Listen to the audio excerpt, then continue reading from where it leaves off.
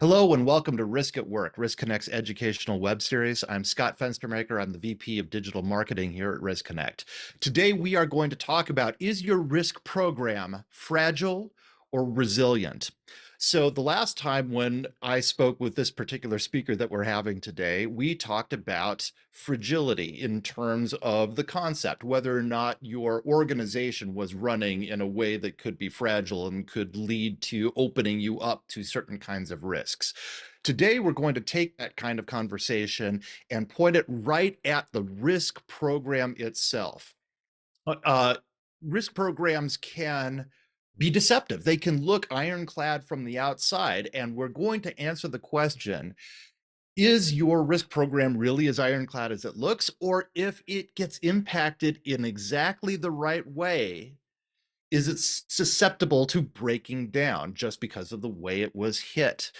And so we're going to have a wonderful conversation with our guest today. A couple of items before I introduce this gentleman. Number one, if you have questions for our guests, please put them in the question field of your webinar software. If we don't answer the question during the course of this conversation, we will get back to you directly with an answer from our guest today. Also, if you elected that you would like CPE credit for attending this webinar, please watch your inbox. After we are done here today, we're going to send you a short 3-question quiz about the material that we talked about today. You fill that out, you get that right back to us, and we will reply with your CPE credit. All right. One of my favorites is here today, and it's going to be a great time. We are super lucky to have back with us friend of the series, Jason Mefford. Jason has previously held executive roles such as Chief Audit Executive, Chief Risk Officer, Chief Ethics and Compliance Officer, Chief just about anything you can think of. He's the author of Risk-Based Internal Auditing. Don't really know of any other kind of internal auditing you can do, but hey, he's a contributing author to OSIG GRC Capability Model 3.0 and Sawyer's Internal Auditing Model version 7. He hosts not one, but 2 podcasts, including Jammin' with Jason, the #1 podcast for internal auditors. And we're hoping to do some Jammin' with Jason today. Ladies and gentlemen, please welcome back Jason Mefford. Jason, how you doing, my friend? I am good. Do my own little sound effects, right? Do your sound. Chief. Yeah, right. Exactly right. Chief of this, chief of this, chief of that. I thought, Scott, the only thing I haven't been chief of is Chief Justice of the Supreme Court. And I think you know what? There's still time, dude. I could do some good work there, I think, right? Anyway. Shake it up a bit, baby. Shake it up.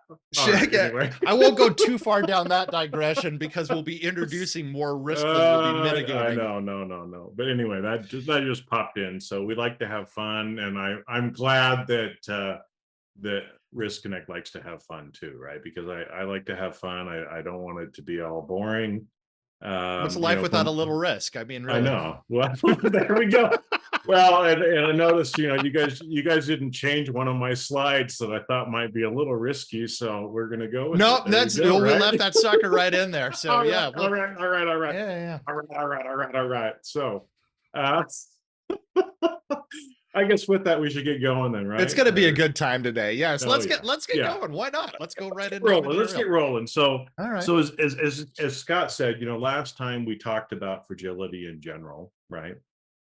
And kind of organizations, and we kind of lapped into kind of talking about the risk program as well, but we were kind of talking about organizations, the overall risk process, kind of the framework that you're using, and whether or not it's fragile or not. Today we're going to try to talk more about the risk program, but what you're going to see as well is, for those of you that were on last webinar, part of today you're going to be like, well, didn't you guys talk about that before? Mm-hmm. Yeah, because it's the same concepts. Right? When you're talking about the organization, it's same when you're talking about the risk programs, right? And so again, I'll use kind of examples both ways, and Scott and I are going to kind of, banter back and forth a little bit on this. But again, just to, again, what you're learning today, you can take and think about for the overall company, or you can think about it for your risk program. Now, the fact that most of you that are listening are probably responsible for the risk program or for a portion of the risk program, maybe apply what we're talking about to your daily job, right? as what we go through here. So anyway, so fragile, resilient, who cares, right? Blah, blah, blah, blah, blah, right? These are kind of those terms that you hear consultants talk about all the time. And it's like, come on, give me a break. Give me a break. Give me a break. Give me a break. Kit Kat bar. You're All dating right. yourself, dude, man. I I, know. I, It's I like, love that commercial, but yeah, no. yeah, anyway. So, right. I mean, it's not just consultant speak, right, that we're talking about today, right? I mean, these are terms, but we can use other terms as well, right? And so again, these just happen to be terms that people are using today. But what's important about it and why we are talking about it is when these significant, unexpected events occur. If you're resilient, you're ready. If you're fragile, you're fucked. Okay. At that point, right? I Yep, said, you oh said my it. gosh. Oh my gosh, I That's all said it, right. right? But We're gonna leave that in too. We're not oh, gonna edit that out, and we're not gonna bleep that. I'm not gonna bleep that. So just because again, I think there's so much in life that the truth is the opposite of what we're taught to believe. And I think this is one of those where people just misunderstand the way the term is used and think that it's important to be hardened, right? I mean, Mhm. information security, there's a whole big push now for hardening assets, right? Hardening assets as a term, right? And so just like with steel, right, you can harden steel by tempering it and doing some other alchemic processes to it, right, to make it harder. But what you find is when you make steel harder in certain applications, it becomes more brittle. And we're going to talk about that too, right? And so Yep. the problem is, I think, most people are looking at it and saying, well, we need to be hardened, we need to be well controlled. But what looks to be hardened and well controlled is often the most fragile. Yes. Okay. And I want so, yeah, I want to go. jump in. I want to call attention to something that you did here to highlight what you're saying, because of the two words you chose. Fragile is obvious, but when for the opposite of fragile, you didn't choose the word robust, right? You didn't choose the word hardened. You didn't choose the word which we normally think of as you're either able to stand up to something or you're not. That's not the dichotomy. You chose resilient, which has other connotations to it. It has the ability to adapt, the ability to grow back, the ability to uh, um, recover. And it's it's important that we lay out that that's the dichotomy that we're talking about, and not just breakable versus non-breakable, to get Right. people out of that mental stage of thinking I've got to be I've just got to be more hardened for the next time. That's almost the opposite of what you're talking about here, and that's important to highlight. Yeah, because I think, what we'll see as we're going through and talking about it, a lot of times the things that we think are the hardest or the most well controlled are actually the most fragile. Yep. Right. And I'll share an example here in just a minute about that. But I think too, it's, a lot of times you're told that you need to do that. But a lot of times the real answer is often 180 degrees different than what most people will tell you. And so again, I'm going to make reference to the Tao Te Ching from Lao Mhm. Tzu. Okay. Mhm. If you've ever read that or listened to it, there it doesn't make sense to most people, right? When he says, if you want to be straight, be crooked. What? If you want to be straight, be crooked, right? Mhm. That a lot a lot of the real wisdom in life is sometimes doing the opposite of what you're told you need to Right. do. And so I want to bring that up again because, it's as people are going through this, I get the sense that people They're trying to control, harden, right? But by doing that and by overdoing it, they're making it so that they're not resilient. So when those significant things happen, they just can't deal with it, right?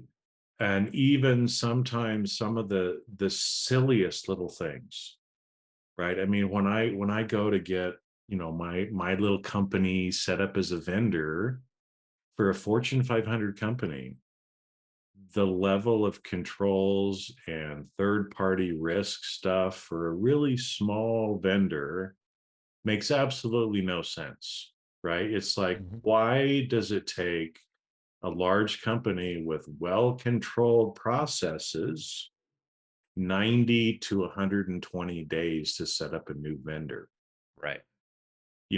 Hey, if I was like $100 million vendor or $20 million vendor, sure, right? But it's like, why does it take that, right? So we've Or if you over were hooking right up to their IT systems or something like yeah, that, where yeah, you were right. allowing data straight in or something, you had Yeah, some confounding factor that'd be like, okay, there's this another makes sense 300 now, right? questions coming for you. Yeah, Exactly. yeah. Yeah. But it's like we tend to treat everybody the same way and tend Mhm. to run everything through the same filter. And so part of, again, becoming more resilient is maybe allowing for deviations and setting some things in place like that of, well, hey, if it's somebody who's plugging directly into IT system or going to have direct access to our IT system, yes, then you need to go through this process, right? With IT, this particular questionnaire, right? I get that.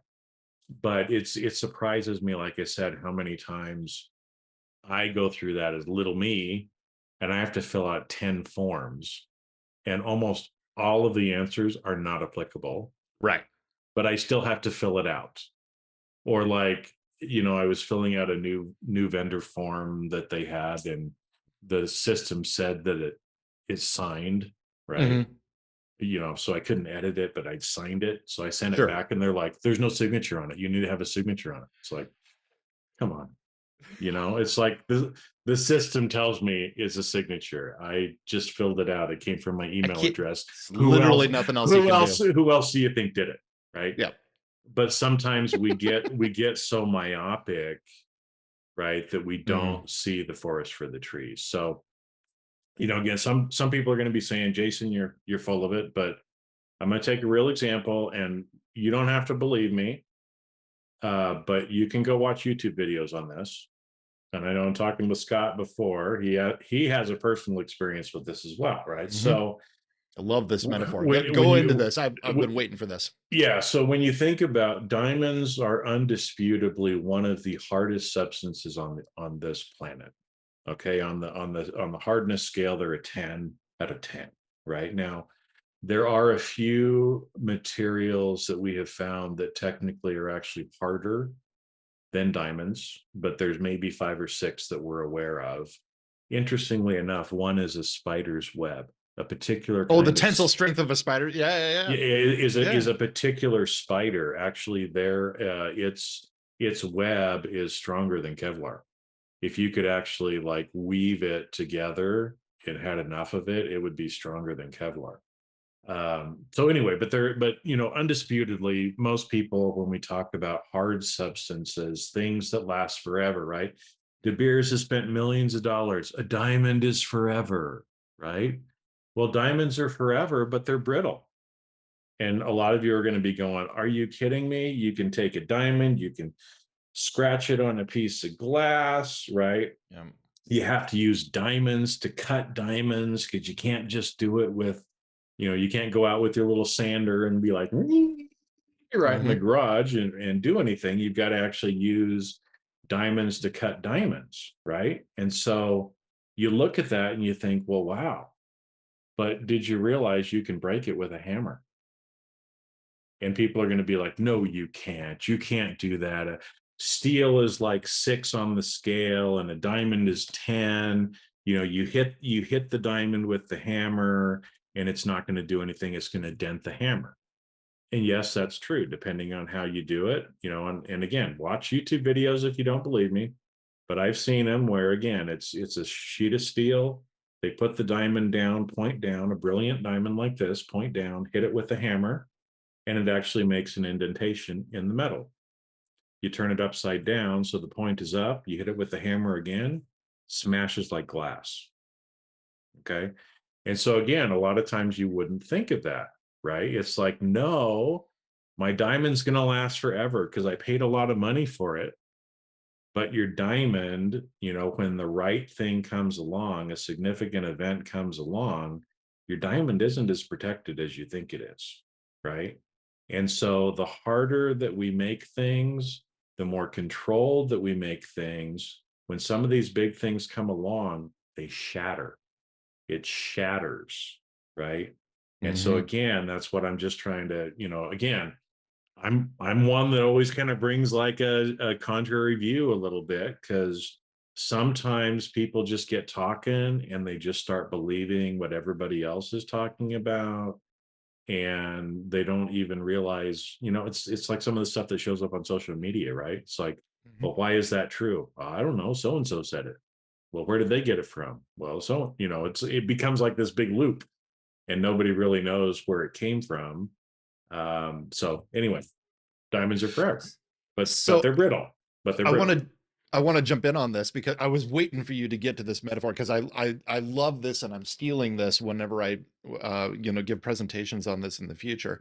Um, I love this because this is the metaphor is so exact where you can have something that is indestructible, and you can use the Titanic metaphor or lots of other metaphors for this. Mhm. And if you hit that diamond in any from any random angle, let's say that you started hitting the diamond from random angles, most of that's going to do nothing, right? But you hit it exactly right along the facet, and I mean exactly, and that exact hit finds the single chink in the armor and breaks the thing. We were talking offline about this. My mother likes to tell the story. Her wedding ring initially, when she first got married, she tells a story that she was running somewhere, trying to get somebody fast, and hit her left hand against like a door handle or something really banal like that, and the hit was exactly along the facet of the diamond and created a crack within this thing that's supposed to be indestructible, right? And I didn't even believe it when I was younger, but because of that experience, I didn't question the The presentation analogy. that you made here, the analogy, right? That's absolutely brilliant. If you had a graph of all the times you struck a diamond randomly from different random angles, they pile up on the left on the left hand side doing no damage, and on the right hand side breaking it. All of the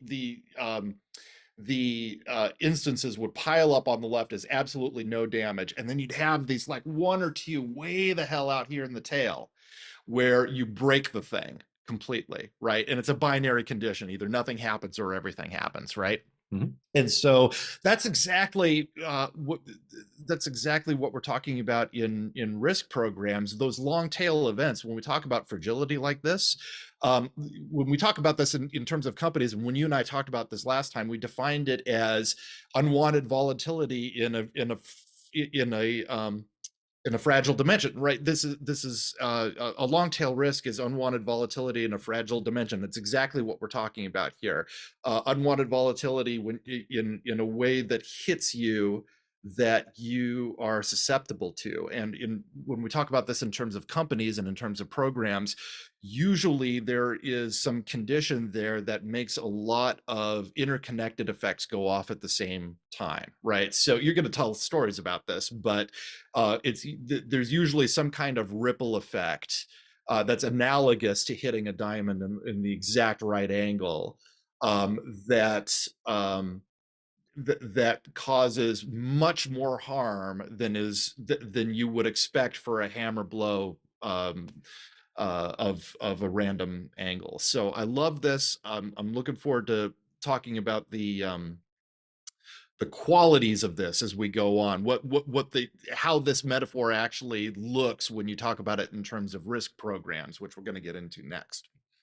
Yeah, and I think too, with that as we move on, because I always like having an easy to understand analogy, right? Mm, Because again, now everybody who's listening, right, you take what we're talking about and you apply it back to your program, because your program is different than other people's programs, right? So we can't get too specific today, but just as an example, right? If I let's say I spend $50,000 on this diamond, right?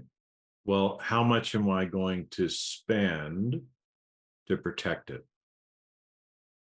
Would I invest $200,000 to protect $50,000? mm-hmm, Some people do, right? So take a look at really what the value at risk is, if you will, versus how much you're actually spending on your particular program.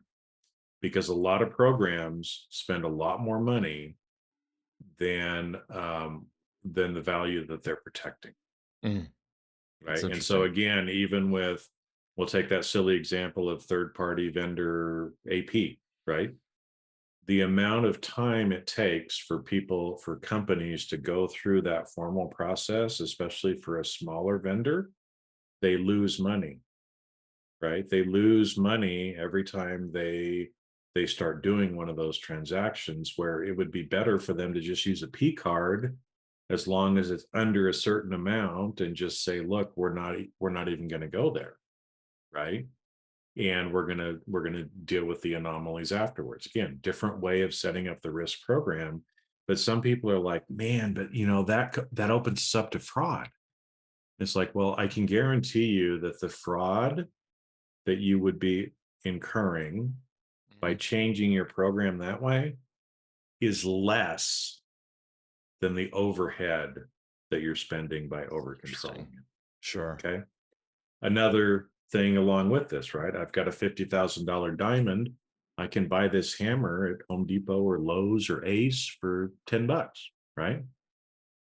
So relatively something, it doesn't even have to be a significant major black swan kind of a thing, but sometimes something as simple as that can make a big difference. So think of an IT data center, right? And we spend Mm, all this time on logical security, on VPNs, on user identity access management, all these kinds of things, right? To make sure that we don't have, you know, unintentional access to sensitive data, or that we kind of go around the perimeter on the boundaries to stop from cyber attacks coming in, and malicious malware and other destructive DNS kinds of things, right? We spend a lot of time and a lot of money on these logical securities. But if I have that hammer and I can walk into your data center, I can do a lot more damage with that one hammer or a baseball bat in just a few minutes, right? Than mhm. all those millions of dollars that you spent, right? So again, usually I know this may sound a little, opposite, right? Where I'm telling you, you don't necessarily need to be so over controlled, but there are some probably simple oversights, some blind spots that you're not looking at. Yep. And plugging that little blind spot probably will do more to reduce your risk than spending millions on this other thing over here, right? Because spending the millions over there and not plugging that makes it so you're fucked. Okay. There we go. I said it twice. So it's still PG-13 if I only say it twice, right? I think so. Okay. Yes, I think so. Okay, so anyway, so let's move on, because I know we want to try to get to some of the examples as well, Yeah, right? let's But do that. but these are some of the things that again increase fragility. And as you look at this list, again, some of the things you're going to look at and you're going to say, well, how does that really I thought those were good things, right? Right. We talked about compounding impacts before, and again, sometimes these are hard to understand because unless you take a few steps back, you can't see all the little pieces moving, right? It's like being up too close to like a puzzle, and you're like, all I see are these dots, right? And then as you As you zoom back, it's like, oh, it's a cute little picture of a puppy, right? That you have to kind of have that right perspective to see all these different things going, right? Sometimes these big bet the farm expensive mistakes happen, right? We look at it from a management experience and say, we're going all in on this, which is fine. And when you go all in and you're right, it's a great day. It's a great day. When you're wrong, it sucks, right? And that's the example. We've talked a little bit before about Volkswagen, I think before, of them making a couple of big strategic bets Mhm. was good for them operationally, but then there was some regulatory things that changed. And it's like, we've already spent billions of dollars. What are we going to do now? Right. Right. So when you do that, of course, you lock yourself in more. You're not allowed to be as resilient because you've put all your eggs in one basket, right? Mhm. It's like going to the or going to the roulette table and only betting on one number instead of using a different betting scheme so that you don't have all those eggs in one basket, right? Single points of failure or siloed programs, right, can be another thing. So again, you look at it and it's like, well, I mean, I think everybody kind of understands siloed programs are probably not the best. We're trying to get people to talk because that's the same thing with the compounding effects, right? The more two heads are better than one and three are better than two at trying to kind of see what's there. But we have a lot of siloed programs because, and this kind of goes along with some of the misaligned incentives, right? Is we give people jobs to do, they go and do it the best that they feel like they can. Only the problem is, right, they're doing what's best for them, which may not be best for this other part of the company, may not be best for the overall company, right? And so we always are going to have some of those things. And the more of those things that you have, your different risk programs in your organization are fighting against each other, Mhm. right? So when you talk about down at the lower level risk programs, they're going to be fighting with each other. Top down controlled planning and or kind of this over reliance on forecasting, right? Of, well, we said this is what it's going to be, so that's what it's going to be, right? Yep. And not looking at the data and really being honest about what actually is going down. um and again, top down control, as we talk about and flip on the other side, you'll see that the more that we try to manage by policy, um the less people have to think, and the less that people think, the dumber our organizations become. Okay. I'm Mhm. just saying it. I mean, if you want a stupid company, then don't let your people think for themselves. Make all the decisions for them. Tell them exactly what they have to do. Control the bejesus out of them, right? And when you do that, they're going to do exactly what you're telling them to do. But you have a dumb organization as well, right? Because everybody's just a robot at that point. So anyway, the list is up there. Everybody's already kind of read it too, but I know you're sitting there writing notes too, Scott. That this is one of these that we want to kind of talk a little bit about too. So Well, yeah. So as I'm looking at these, I'm reminded, and the concept here I'm going to articulate is not mine. It comes from Nassim Taleb, is does a lot of these things conceptually, but they're all kind of a flavor of the same thing, which is they are all a tendency to trade away options for some kind of savings, right? So I'll go down to a couple of these here, but if you have single points of failure in a system, for example, you may have that because it's efficient, right? Because you're not engaging in strategic duplication in order to have a more resilient system. You just might be it's just easier, it's less expensive that way, right? um, Top-down controlled planning is another version of that, or artificially suppressing volatility. What you're doing is you're saying um, I am going to make things be this one way, and I'm going to count on things being this one way. The trade-off for when you trade away those options is that you're dependent on certain outcomes happening. That's that forecasting one that's in there, right? Yep. So, Yep. so if you are, let's take top-down control planning for a second, because um, who doesn't want good planning, right? Are we saying that planning is bad? Are we saying that there shouldn't be a central authority? No, of course, thinking through things is excellent, but you can't. When taken to a certain extent, systems that are planned centrally rely upon predicted outcomes, don't they? Right? Mhm. You have to.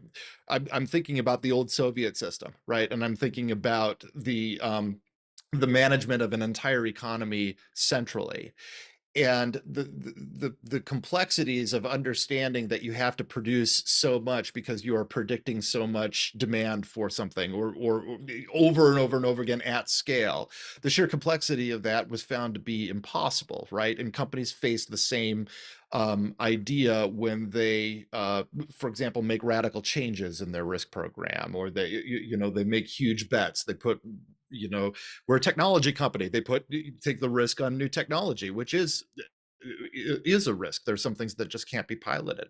So a lot of what I'm seeing here is the trading away of options for, like I said, some kind of savings, and the downside of that, the potential downside of that, is that you are dependent upon things happening exactly as you forecast them to happen, because you don't have options for what happens if something is out of tolerance or happens that. One last thing to illustrate the point: the compounding effects point, the interdependency point, number one, is one of my favorite examples of that.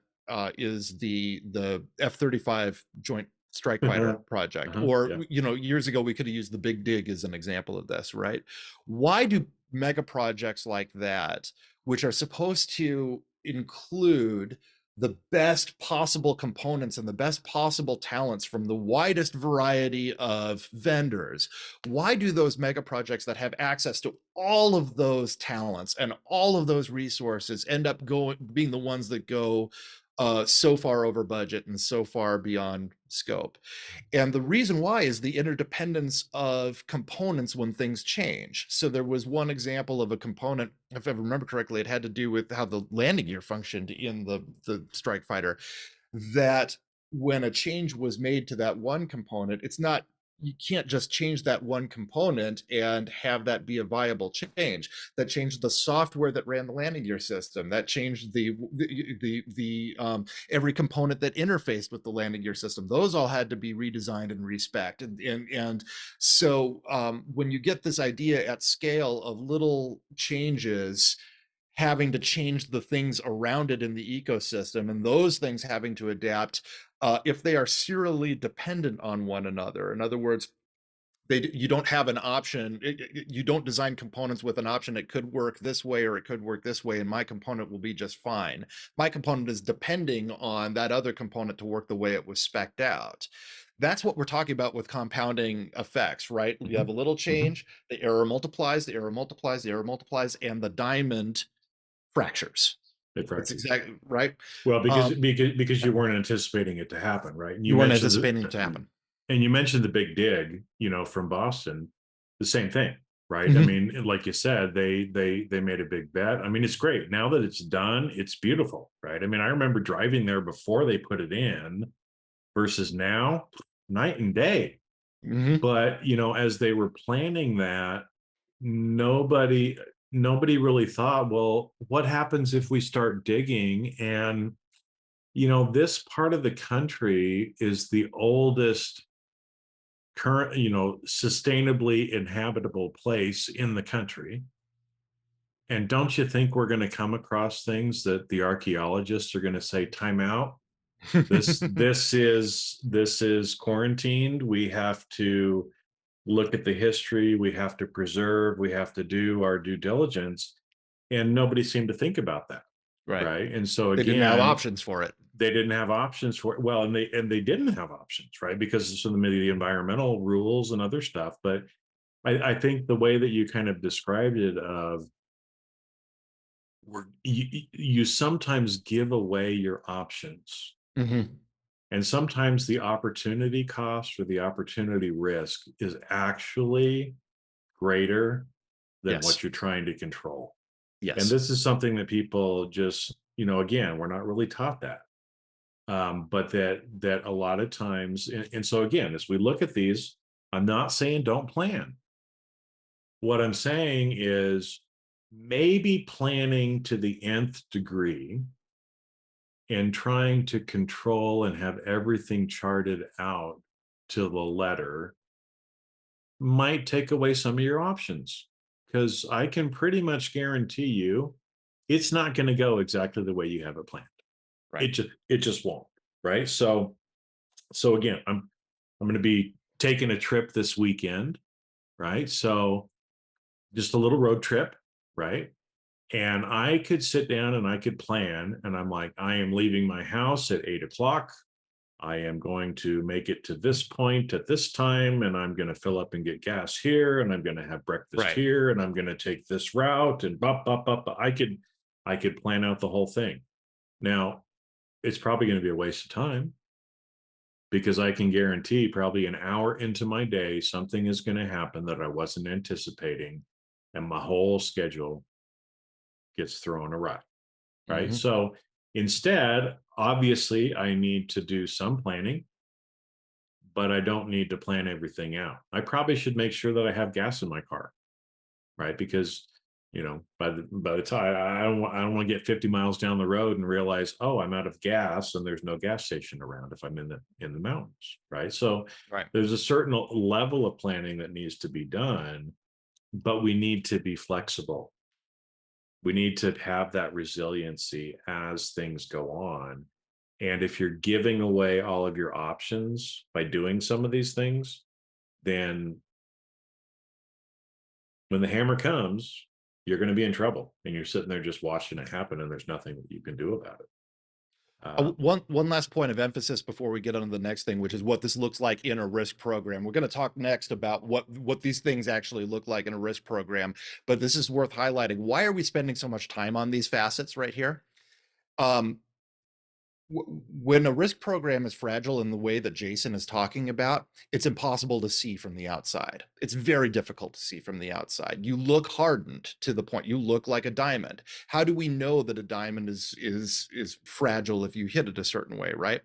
What we would ask, or what we're suggesting here, what Jason is suggesting is to wonder whether or not your risk program shows any of these types of characteristics. That's the only way that you know if you are exposed to this kind of fragility, because you look so outstanding from the outside. But are there cases that you can think of where you have certain points of failure? Are there cases that you can think of where you are over controlling? And this is exactly what Jason's going to get to on the next slide when we talk about the ways in which this materializes in a risk program.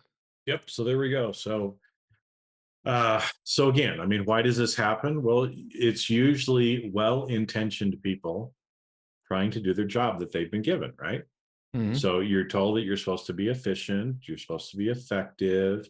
A lot of times you get budget cuts, or you're asked to do other things.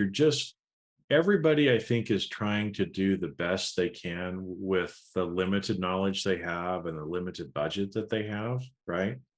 But especially, again, as people are doing it more in a siloed, less integrated approach, and they're trying to over control it, then you end up getting yourself into trouble, right? And so Mhm. the first one here, this squeezing pennies and milking value, right, is a lot of companies, again, the just in time inventory method.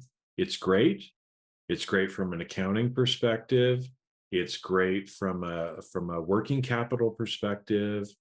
It's great from a warehousing perspective and kind of reducing your costs. But if there's any little hiccup, right, the whole thing goes down.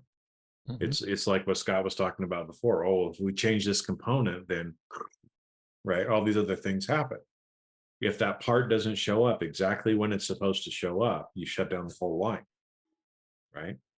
Having too much leverage, we've talked about that before, right? And again, having debt, an excessive amount of debt, having very thin margins, you're giving up your control, because if any little thing kind of moves, you're in trouble, right? And we talked before about, I think this last time too, about financial and accounting decisions. Well, that's true from a company perspective, but it's also true at a risk program perspective, right? Because everybody has budgets, everybody's expected to meet certain KPIs and other things like that. And sometimes we will do things in the short term to meet the KPI that are not in the best long term of the company, right? Mm. And so you've got to be careful of that, and thinking about, kind of back to this incentives and other stuff of, are we encouraging these two groups to fight with each other? You wouldn't think so, but a lot of management does that. They'll actually have two groups fighting against each other on purpose. Not the way I like to manage, but that's the way some people do, right? Maximizing these temporary advantages versus the long term, right? And so, again, we looked at one of the examples, the big A380, the Airbus The Airbus, yeah. planes. They're huge. I mean, they're mammoth, right? And at a particular time, right, everybody was looking at, based on what was going on, I can move how many people this quick. Airbus sold a lot of these things, right? They sold a lot of them, and then gas prices went up, and all of a sudden people realized, whoa, under the current economic situation, I can't make money on these things, right? When pandemic hit, and passenger, load went down, they were too expensive, but they'd been a big bet, and now a lot of them are just in scrap yards in the desert, right? After having made a big bet. um you know Kind of this thinking that we have, that we have to over control, or that we have to have control in it. Again, I bring this up a lot, but people, I think it still kind of goes over their head. Is it risk management or is it risk mitigation? Right. Because there's a big difference. And I think most people think they're risk managing, but they're actually risk mitigating, because they're trying to stop any bad thing from happening, right? Mhm.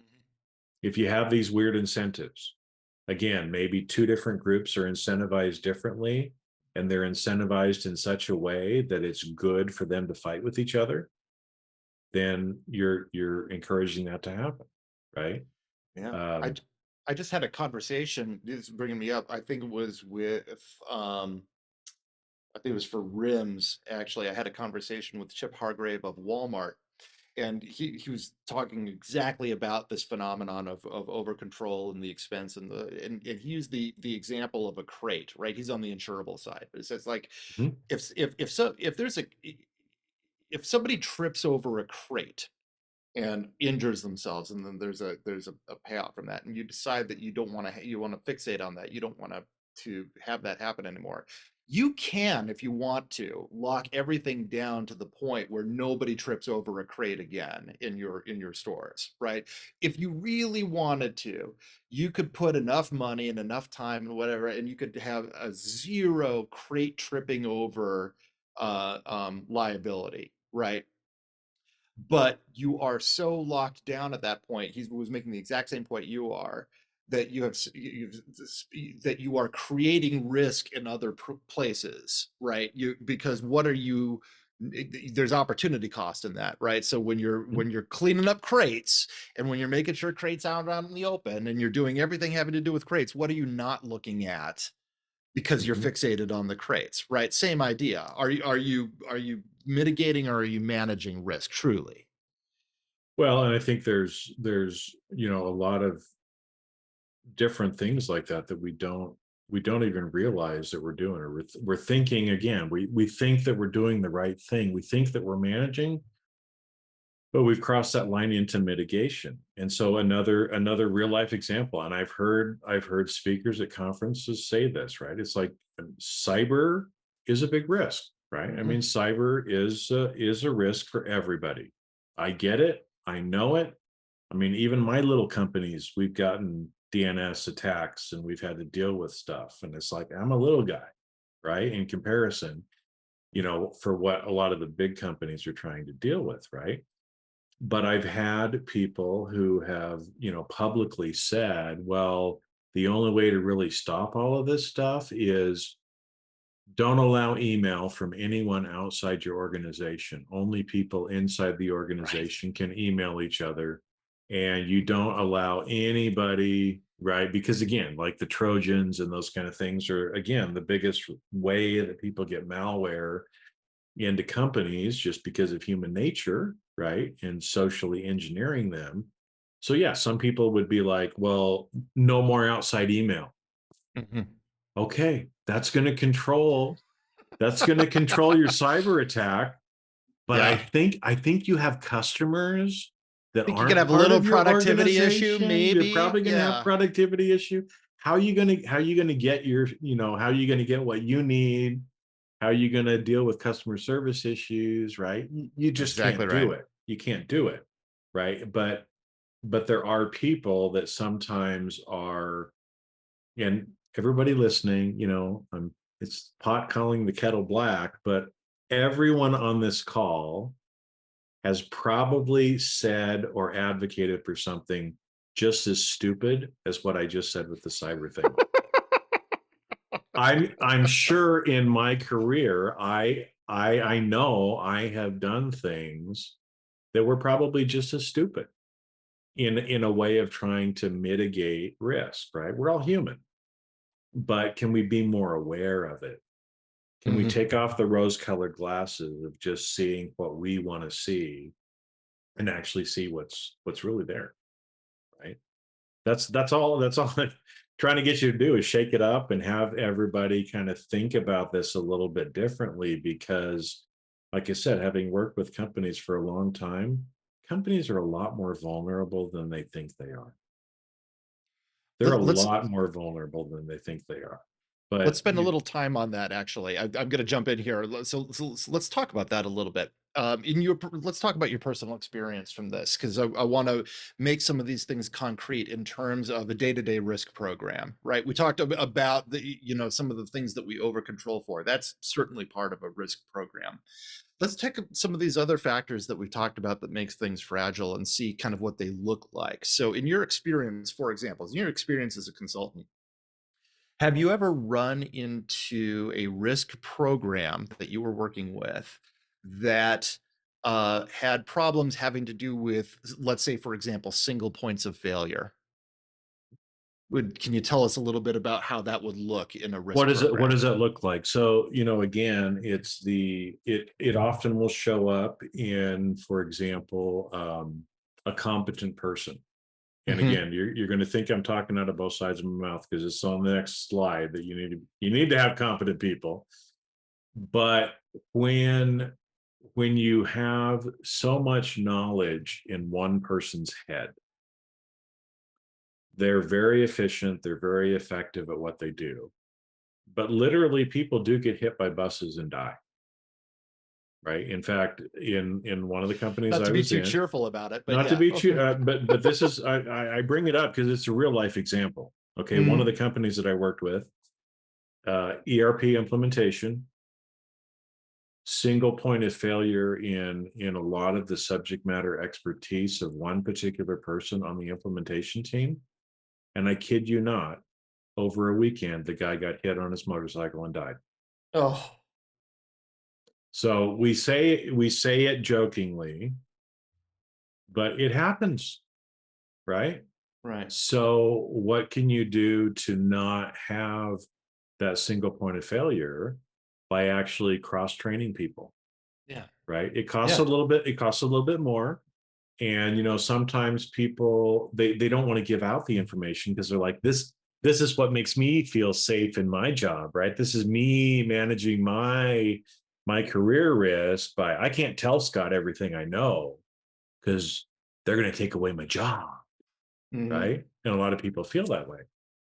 But that's often a single point of failure where somebody retires, somebody gets sick, somebody has a personal emergency that has to be dealt with, and nobody really knows what sometimes these people do, and all of a sudden you go months without this person doing something, and all of a sudden it like mushrooms up, Right. right? And nobody was looking. Nobody knew that that's what Bob did all day. Or you see that a lot too with um, kind of this squeezing pennies Mhm. of some of the downsizing, right? Like, Yes. oh, we don't need Scott's job anymore, right? We don't even know what Scott does. Jason, that guy, he just sits around all day and just looks like he's thinking, but we don't have any idea what he's doing, right? So Things those might be a two, little bit more though, true yeah, than I'm so those two suckers can go in the next downturn, right? right. And how many times when that happens do you find out that no, that Scott and Jason really were doing something and they were doing something important, right? And Mhm. so, a real life example too, oil and gas company that I Mhm. worked with, when the oil prices tanked, most everybody else in their industry was just laying off people, Mhm. and they said, no, we're going to do a little different approach. We're going to cut back people's hours. We're going to still pay people and keep them on the payroll, even though they're not really doing much, because we want them ready to go Yes. the minute it's time to go. So they took a temporary disadvantage for the long-term advantage. So when things kicked back around, they were up and going quicker than their competitors were, because their competitors were going to require 3 to 6 months to hire people back, get them trained, do all that kind of stuff, right? So Exactly. that's a difference again between fragile versus resilient. By laying off people permanently, you take away your future choices, or at least the quickness of which you can make some of those choices. Let's go. I want to make sure that we have time. You have another slide that we're going Yep. to some takeaways. Yeah. So again, these are just some different ways to be more resilient. I think quality empowered people within boundaries is one of the best ways that you can actually do this, right? Um, and especially with AI and some of the other stuff that's going on, quality people who are able to kind of think with their head and their gut. um, a computer can't do that. You can't train a computer to necessarily do that. And I give the example of like Nordstrom. I mean, Nordstrom for a long time has always taken the approach of hiring quality people, empowering them within boundaries.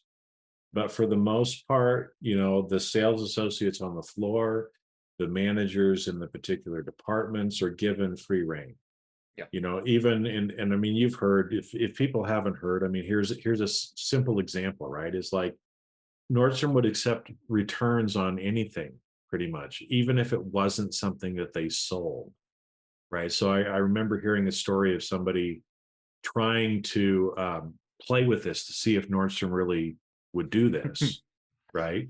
Just to Mhm. kind of mess with them, and took like a set of four tires, like car tires,